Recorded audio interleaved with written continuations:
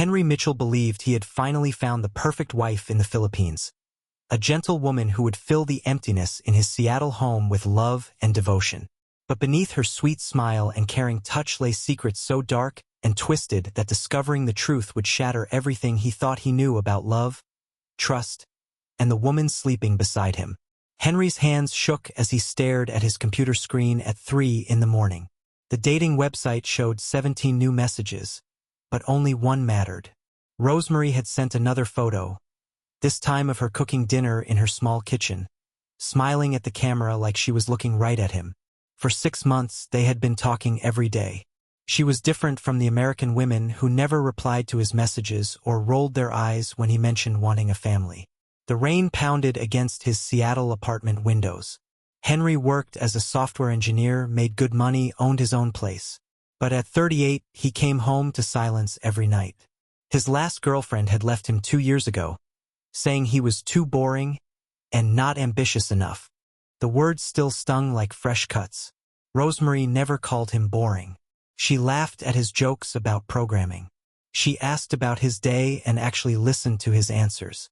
When he told her about his dream of having kids someday, she didn't change the subject. Instead, she talked about the children she wanted, 2 or 3, maybe 4 if God blessed them. "I work at a call center here in Manila," she had told him during one of their video calls.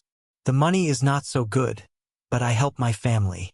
My mama is sick, and my younger brother goes to college. Life is hard here, Henry, but I have hope." Her hope became his hope. Henry started planning a trip to the Philippines. He researched flights, hotels, even learned a few words in Tagalog to surprise her. His coworkers thought he was crazy. Online relationships never work. His friend Jake warned him over lunch, especially with women from other countries. They just want green cards. But Jake had never seen how Rosemary's eyes lit up when Henry appeared on her screen. He hadn't heard her soft voice saying, "Good morning, my love," in that sweet accent that made Henry's heart race. Jake was just jealous because his own wife nagged him constantly about money and complained about everything. The flight to Manila took 18 hours. Henry barely slept, too excited and nervous. He had sent Rosemary money twice, once when her mother needed medicine, and another time when her family couldn't pay their electric bill. Each time, she cried with gratitude and promised to pay him back someday. Henry didn't want the money back. He wanted to take care of her. When he finally walked out of the airport in Manila, the heat hit him like opening an oven door. The air smelled like car exhaust mixed with food he couldn't identify. Hundreds of people pushed past him, talking in languages he didn't understand.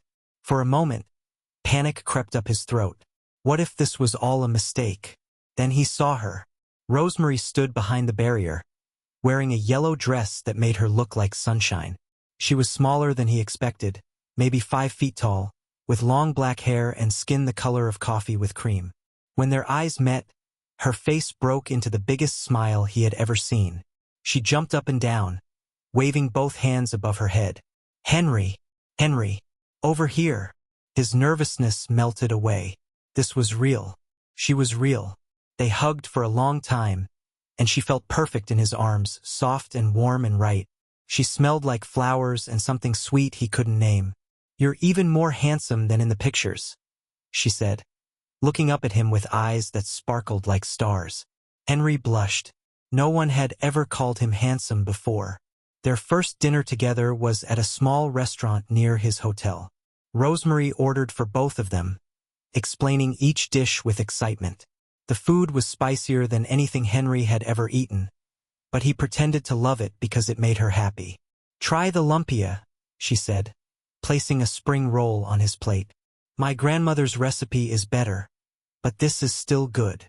She told him stories about growing up in the Philippines, about helping her mother sell vegetables in the market when she was little, about working hard in school even though her family was poor. Henry found himself hanging on every word. "You're so different from American women," he said without thinking. Rosemary tilted her head. "Different how? You care about family. You work hard. You're grateful for things."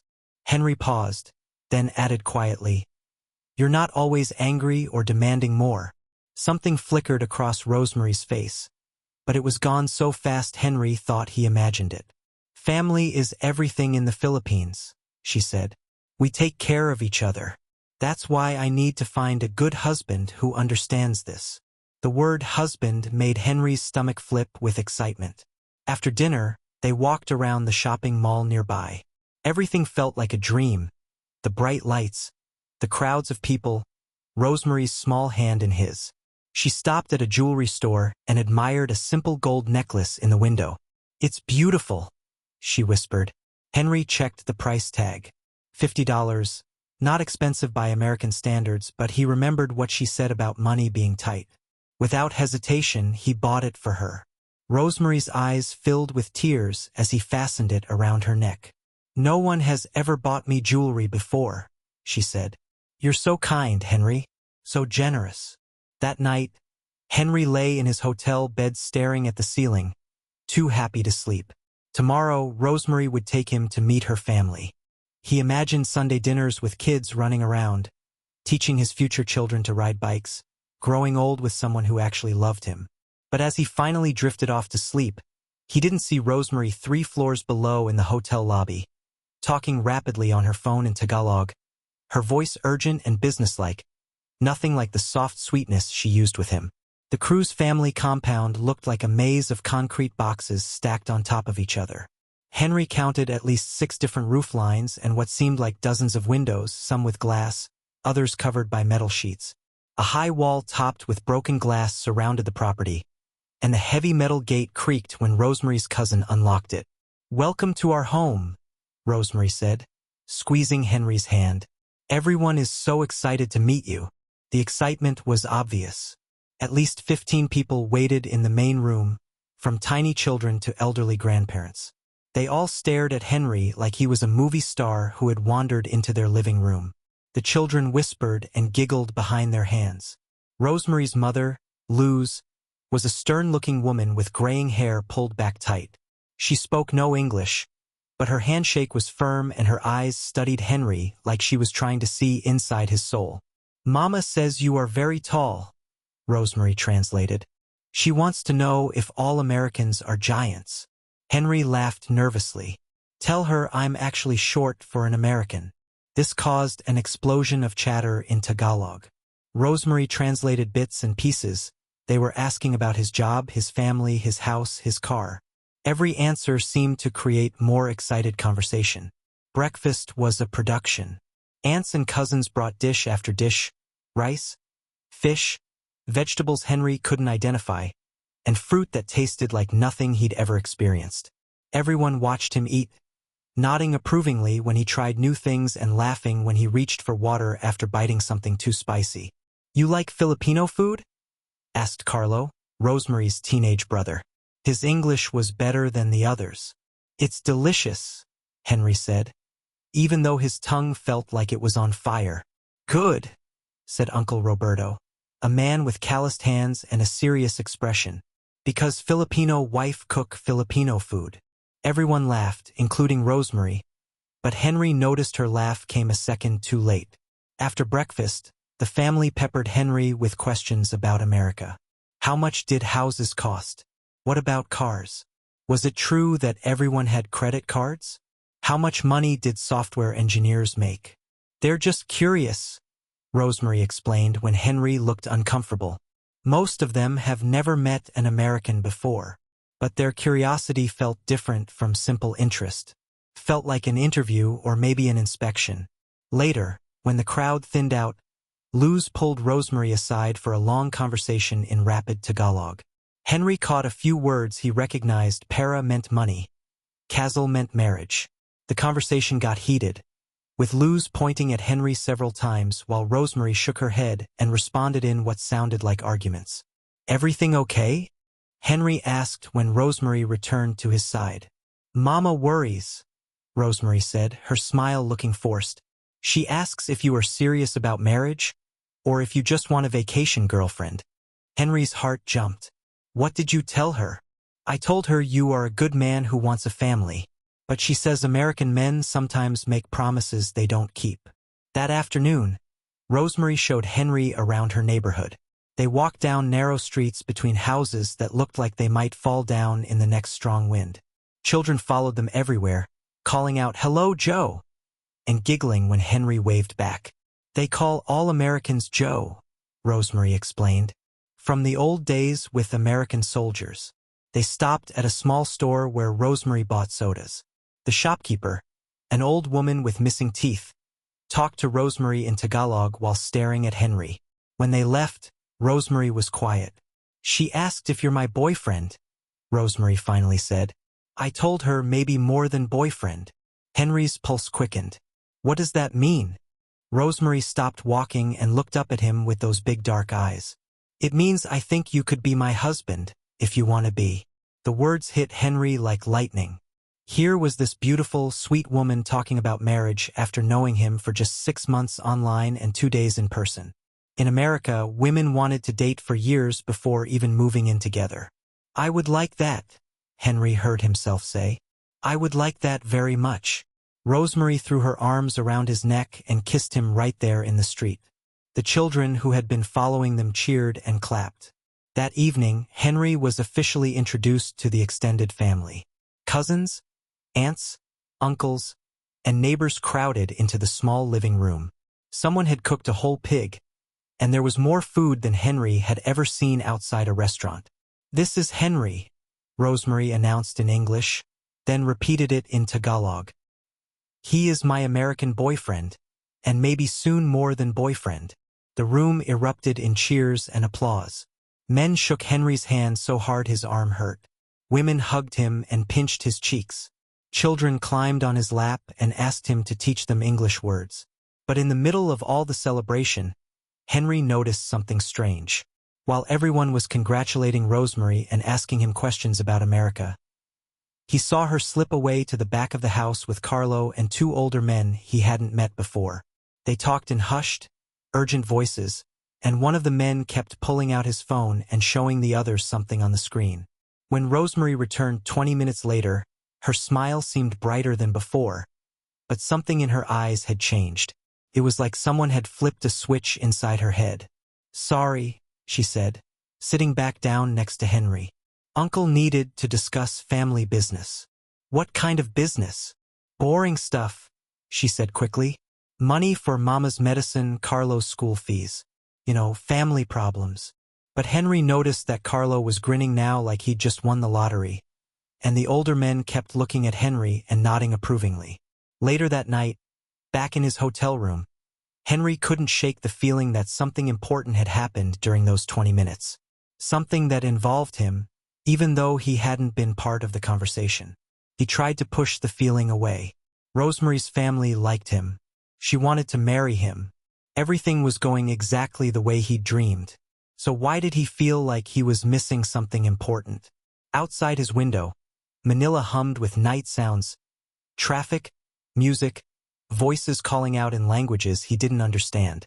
Somewhere in that maze of lights and sounds, Rosemary was probably lying in her small bed, thinking about their future together.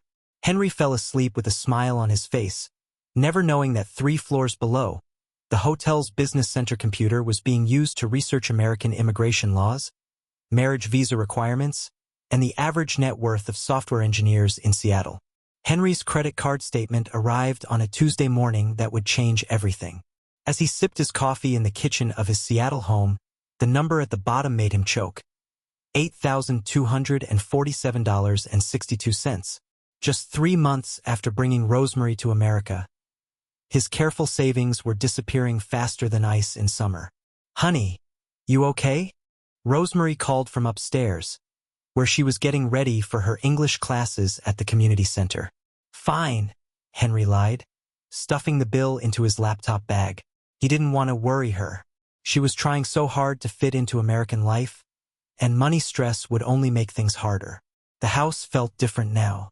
Rosemary had transformed their quiet neighborhood home into something that buzzed with constant activity. Her brother Carlo had arrived 2 weeks after the wedding, claiming he needed help getting into college.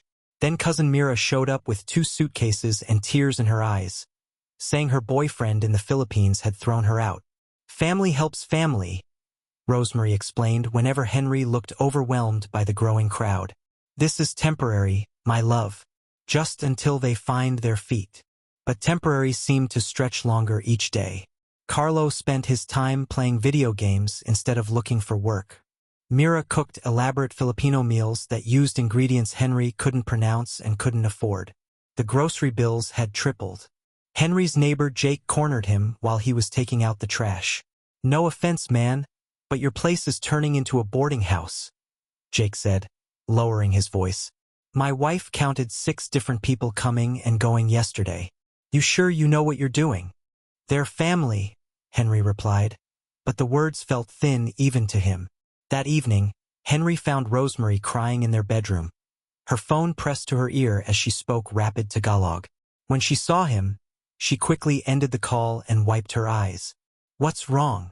Henry asked, sitting beside her on the bed. "Mama called," Rosemary sobbed. "Papa is in the hospital. His heart is bad and they need money for surgery. 20,000 pesos, but we don't have it." Henry did quick math in his head. 20,000 pesos was about $400. Not a huge amount, but added to everything else. "How much is the surgery in American money?" he asked. $400, Rosemary whispered. "I know it's a lot, but Henry, he's my father. I can't let him die because we don't have money." Looking at his wife's tear-streaked face, Henry felt his heart break. How could he say no? What kind of husband would let his father-in-law die over $400? "Of course we'll help," he said, pulling her close. "I'll transfer the money tomorrow." Rosemary clung to him like he was her lifeline. "Thank you, my love. You're so good to my family. Papa will be so grateful." But as Henry held his crying wife, he noticed her phone screen was still lit up on the nightstand. The call log showed she'd been talking to someone named Miguel for 37 minutes. Not her mother. Before he could think about it too much, Rosemary grabbed the phone and turned it off. "Sorry," she said quickly. "I called my brother first to ask advice before calling you. Miguel is my cousin who works at the hospital." The explanation made sense, but something about it felt wrong. 2 weeks later, Henry discovered the second bank account. He was trying to balance their checkbook when he found a statement that had been delivered to their address but wasn't for any account he recognized. The name on it was R. Mitchell, Rosemary's married name, but Henry had never opened this account. His hands shook as he opened the statement. Regular deposits from their joint checking account, amounts that matched the emergency money he'd been sending to the Philippines. But the withdrawals didn't go to any Filipino bank. They went to cash advances at casinos in Tacoma, to expensive restaurants he'd never been to stores that sold jewelry and electronics. Henry stared at the numbers until they blurred together. Either someone had stolen Rosemary's identity, or his wife had been lying to him about everything. When Rosemary came home from her English class, Henry was sitting at the kitchen table with the bank statement spread out in front of him. "What's this?" he asked, his voice barely above a whisper. Rosemary's face went white. For a moment, she looked like a deer caught in headlights. Then the tears started. "I can explain," she sobbed, dropping into the chair across from him. "Please don't be angry. I was scared to tell you the truth." "What truth?" "The money wasn't all for Papa's surgery," she cried. "Some of it was for other things. Mama needed new medicine that's very expensive. Carlo's school wants more money for fees. My sister's baby got sick and needed special doctors." "But this says you took cash out at casinos," Henry said, pointing to the statement. No, you don't understand," Rosemary said frantically. "My cousin Miguel, he works there. It was easier to get the cash from him and send it to Philippines that way. The bank makes us wait too long for international transfers." The explanation sounded reasonable, but Henry's stomach felt like it was full of rocks. "Why didn't you tell me about this account?" "Because I knew you would worry," Rosemary whispered. "You work so hard, and I didn't want to stress you with every little family problem. I thought I could handle it myself." Looking at his wife's tearful face, Henry wanted to believe her. He loved her. She was his wife. People didn't lie to the people they loved, did they? "No more secrets," he said finally. "If your family needs money, we talk about it first. Together." Yes, of course," Rosemary nodded eagerly. "No more secrets. I promise." But that night, As Henry lay awake listening to Rosemary's soft breathing beside him, he couldn't shake the feeling that he was living with a stranger. The woman he'd married seemed to have more family emergencies than anyone could reasonably have. Her phone rang at all hours with calls she took in whispered Tagalog. And now there was a bank account he'd never known about. Maybe Jake was right. Maybe he didn't know what he was doing. In the darkness, Henry made a decision. Tomorrow, he would start paying closer attention to things. Not because he didn't trust Rosemary, but because something felt wrong, and he needed to understand what it was. What Henry didn't know was that downstairs, Carlo was wide awake too, typing furiously on his laptop. The screen showed a chat room full of other young Filipino men, all sharing stories about their sisters and cousins who had married American men. They traded tips about which emergencies worked best, which banks were easiest to open accounts with, and how long they could usually milk a situation before moving on to the next target. Carlo typed, "Phase 2 complete. The fish is hooked. Ready for Phase 3. The response came immediately, "Perfect. How much have you collected so far?" "About 12,000. But Miguel thinks we can get at least 30 before we have to burn this bridge. Good work. Remember, if he gets suspicious, we move to Plan B." Rosemary knows what to do. As Carlo closed the laptop and crept back upstairs, Henry's house settled into silence. But it was the kind of silence that comes before a storm, heavy with secrets and the promise of destruction. The police station smelled like old coffee and disinfectant. Henry's wrists burned where the handcuffs had been, red marks still visible even though they'd been removed an hour ago. Detective Rodriguez sat across from him in the small gray room, a pile of folders and photographs spread between them like evidence of crimes he couldn't understand. "Mr. Mitchell," Detective Rodriguez said, her voice flat and professional. "Your wife filed a domestic violence report against you yesterday morning. She claims you've been threatening her, controlling her money, and said you'd have her deported if she didn't do what you wanted." Henry's mouth fell open. "That's impossible. I would never hurt Rosemary. I love her. She has photos," Rodriguez continued, sliding a picture across the table. "Bruises on her arms, a black eye. She says this happened 3 days ago when you found out about some money she sent to her family." The photo showed Rosemary's face, swollen and purple around her left eye, tears streaming down her cheeks. Henry stared at it in shock. He remembered 3 days ago. They'd argued about money, yes, but he'd never touched her. He'd raised his voice, maybe, but violence? Never. "I didn't do this," Henry whispered. "I swear to you, I have never hit my wife." "She also claims you've been financially abusing her," Rodriguez said, opening another folder. "Forcing her to account for every penny, threatening to cut off money to her sick family members if she didn't obey your rules." "That's not what happened," Henry said desperately. "She was spending money without telling me. I found a secret bank account she'd opened using my social security number. I just wanted us to be honest with each other about finances." Rodriguez raised an eyebrow. "You're saying your wife opened a bank account using your information without your permission? That would be identity theft, Mr. Mitchell. Did you report this to the bank?" Henry's stomach sank. "No, She explained it. She said it was easier for sending money to her family." "So you gave her permission to use your social security number?" "Not exactly, but—" Henry trailed off, realizing how weak it sounded. The detective opened another file. "We also have reports from your neighbors about loud arguments coming from your house. Shouting, things being thrown. Mrs. Jenkins next door says she was concerned enough to almost call police herself last week." Henry remembered the argument Rodriguez was talking about. He discovered another $500 charge on their credit card for something Rosemary claimed was a medical emergency for her grandmother. When he'd questioned her about it, she'd gotten defensive. And yes, their voices had gotten loud. But he'd never thrown anything. Had he? "Mr. Mitchell," Rodriguez continued, "domestic violence often starts with financial control and verbal abuse before it becomes physical. Your wife's story fits a very common pattern." "But I'm the victim here," Henry said, his voice cracking. "She's been lying to me, stealing from me.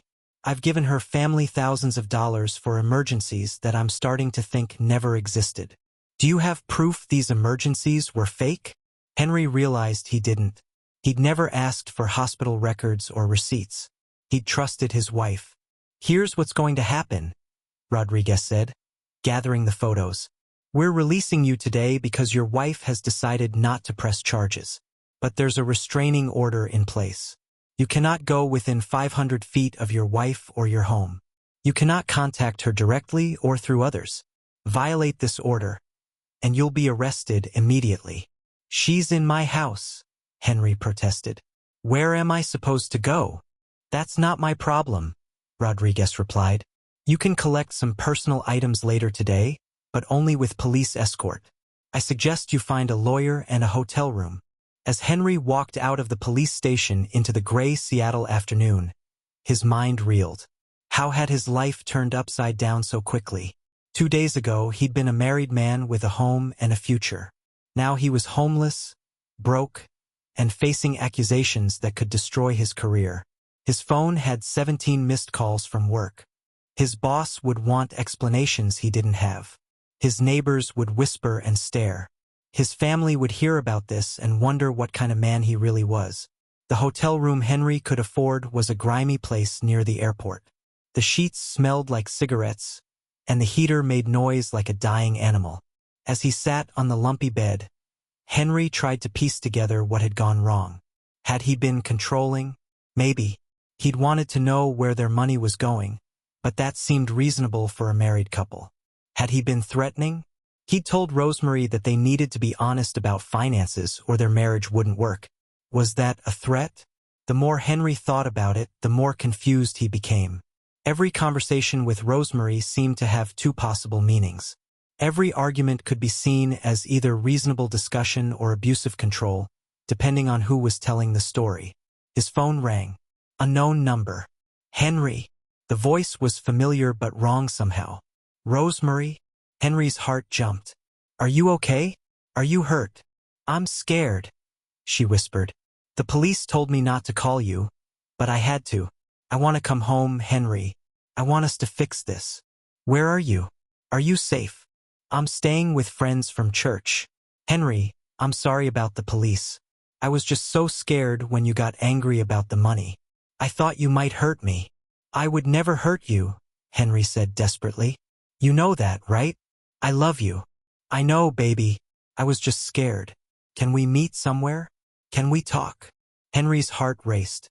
This was exactly what the restraining order said he couldn't do.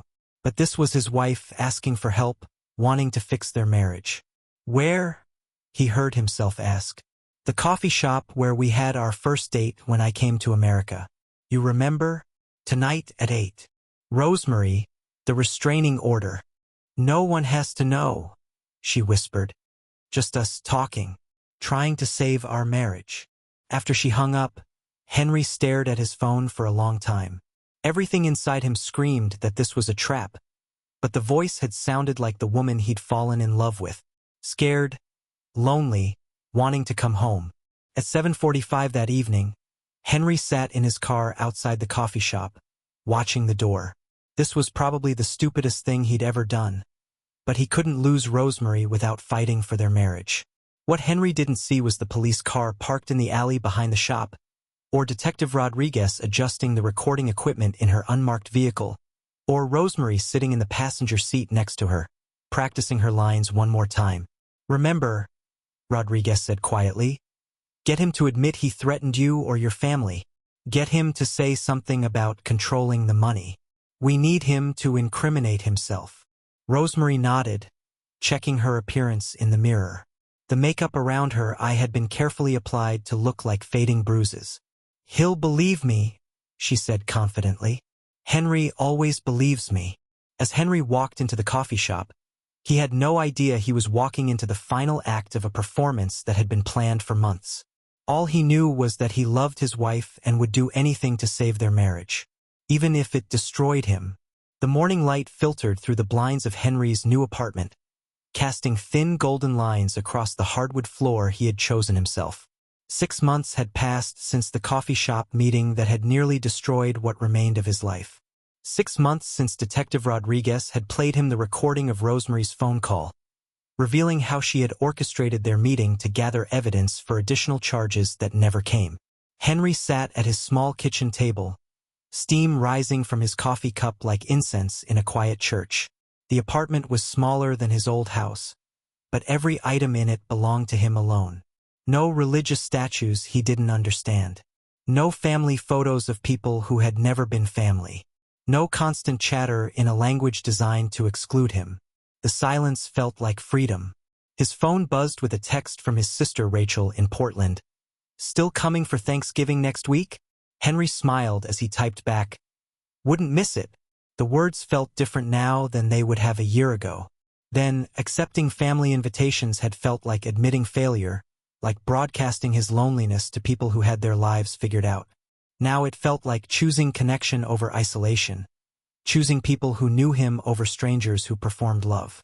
Through his window, Henry watched his elderly neighbor Mrs. Chun tend to her small garden. She waved when she caught him looking, and he waved back. Simple, honest, no agenda hidden beneath the gesture. The lawsuit against Rosemary had stalled in bureaucratic limbo. She had returned to the Philippines with money that Henry would likely never see again, protected by distance and the complexities of international law. But somewhere along the path from rage to acceptance, Henry had discovered that recovering the money mattered less than recovering himself. Dr. Kim had helped him understand that healing wasn't about forgetting what happened or pretending it didn't hurt. It was about learning to trust his own instincts again, recognizing red flags he had ignored, and understanding that love didn't require the sacrifice of self-respect. "You weren't stupid," Dr. Kim had told him during one of their sessions. "You were lonely and hopeful. Those aren't character flaws, Henry. They're human traits that someone exploited." The support group had been harder. Sitting in a circle with other men who had similar stories, Henry had felt ashamed at first. How had they all fallen for variations of the same script? But listening to their experiences, he realized that the shame belonged to the people who had manipulated them, not to the victims who had dared to love. David from the group had become an unexpected friend. They met for coffee every 2 weeks, not to rehash their stories but to talk about moving forward. David was learning to cook. Henry had started hiking again, something he'd abandoned when Rosemary complained that outdoor activities were boring. The hiking trails in the Cascade Mountains had become Henry's cathedral.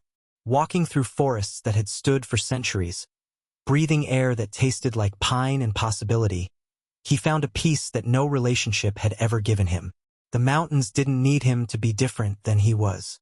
They didn't require payment for their beauty or loyalty for their constancy. On one particularly difficult day, when memories of Rosemary's laugh felt more real than the present moment, Henry had climbed to a viewpoint overlooking Elliott Bay. The city spread below him like a circuit board, millions of lights representing millions of people navigating their own searches for connection. He had felt part of something larger than, not separate from it. That evening, Henry received an email that made his hands shake. The sender was Michael Torres, and the subject line read, "Warning about Rosemary Cruz." Michael's story was Henry's story told in different details. A lonely software engineer from San Diego. 3 months of online courtship. A trip to the Philippines. A whirlwind romance followed by financial bleeding. Family emergencies that never ended. A secret bank account. False domestic violence charges. The only difference was timing. Michael was living through what Henry had survived. "I found your name in some court records," Michael wrote. "I know this is probably painful to relive, but I need to know if what I'm experiencing is real or if I'm going crazy. Did she tell you about her father's heart surgery? Her grandmother's funeral? Her brother's college fees?" Henry stared at the email for a long time. Rosemary was running the same playbook with someone else, perhaps had been running it with others all along. The emergencies Henry had believed were unique family crises were actually a carefully crafted script, tested and refined through repetition. Instead of anger, Henry felt something unexpected. Compassion. Not just for Michael, but for all the lonely people who would believe Rosemary's performance because they wanted love more than they wanted truth. And surprisingly, even compassion for Rosemary herself. a woman so disconnected from authentic connection that she could only experience it through manipulation. Henry wrote back to Michael, offering to meet if he was ever in Seattle. Not to seek revenge or plan retribution, but to share what he had learned about rebuilding after betrayal. About the difference between being alone and being lonely. About the strange freedom that came from discovering you could survive your worst fears. The next weekend, Henry drove to his old neighborhood to drop off some mail that had been forwarded to him. His former house looked different with someone else living in it. The new owners had painted the trim and planted different flowers. The lemon tree Rosemary had insisted on buying was heavy with fruit, thriving without her care. Mrs. Jenkins from next door approached him as he got back in his car. "Henry, I'm sorry about what happened," she said awkwardly. "I want you to know that I never believed those stories about you hurting her. You were always such a quiet, kind neighbor." "Thank you," Henry replied, and meant it. "That means more than you know." Driving away from his old life, Henry felt the last piece of something heavy lift from his chest. The neighborhood held no power over him anymore. The house was just a building. The memories were just experiences he had survived. That evening, Henry opened his laptop and began writing in the journal Dr. Kim had encouraged him to keep. Tonight's entry began, "I used to think love meant being chosen by someone else. Now I understand it means choosing myself first." He wrote about learning to distinguish between loneliness and solitude, between love and performance, between generosity and exploitation. He wrote about the quiet strength that came from setting boundaries, the peace that followed accepting truth, and the unexpected joy of discovering that he was enough, all by himself. Outside his window, Seattle hummed with its eternal rhythm of traffic and sirens and life continuing. 800,000 people pursuing their own versions of happiness, most of them probably feeling alone sometimes, all of them trying to figure out how to love and be loved without losing themselves in the process. Henry closed the laptop and made himself a simple dinner, pasta with vegetables, nothing elaborate, but food he had chosen because he liked it. He ate slowly, tasting each bite, grateful for the ability to nourish himself without having to negotiate or explain or justify. Tomorrow he would wake up in his own space, make his own choices, follow his own plans. He would go to work where colleagues respected his skills, not his bank account. He would call his sister to finalize Thanksgiving plans with family who loved him without conditions. He might drive to the mountains if the weather was clear, or read a book if it wasn't, or simply exist without having to perform happiness for anyone else's benefit. The simplicity of it felt revolutionary. Before bed, Henry stood at his window looking out at the city lights. Somewhere in those lights were other people learning to love themselves again after betrayal. Others discovering that the end of one story could be the beginning of a better one. Others finding out that the person they were before they tried to become what someone else wanted was actually pretty wonderful. Henry smiled at his reflection in the glass. The man looking back at him was older than the one who had flown to Manila full of hope and desperation. This man had scars but also wisdom. He had been broken, but he had also learned to rebuild himself stronger.